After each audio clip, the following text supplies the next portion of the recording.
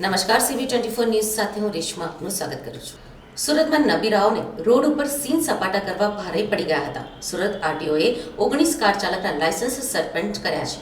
આ સમગ્ર ઘટનાને લઈ ડીઈઓએ ફાઉન્ટેન હેડ સ્કૂલને નોટિસ પણ ફટકારી હતી અને નોટિસ આપી 2 દિવસમાં રિપોર્ટ માંગ્યો હતો. ફેરવેલમાં કારનો કાફલો સ્કૂલની બહાર હોવાનો જવાબ આવ્યો હતો, જેમાં વિડીયો વાયરલ થતાં પોલીસે કાર્યવાહી કરી હતી. હવે આ કાર ચાલકો આગામી 90 દિવસ સુધી વાહન હંકારી શકશે નહીં.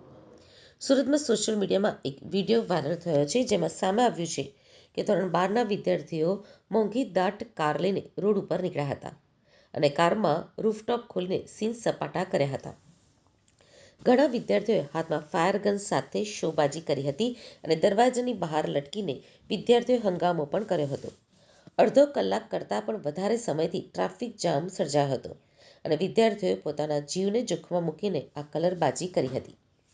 વાત સીન સપાટાથી પતી નથી જતી, પરંતુ વિદ્યાર્થીઓએ ડ્રોન કેમેરાથી વિડીયો પણ બનાવ્યો હતો અને તે વિડીયો સોશિયલ મીડિયામાં મૂક્યો હતો.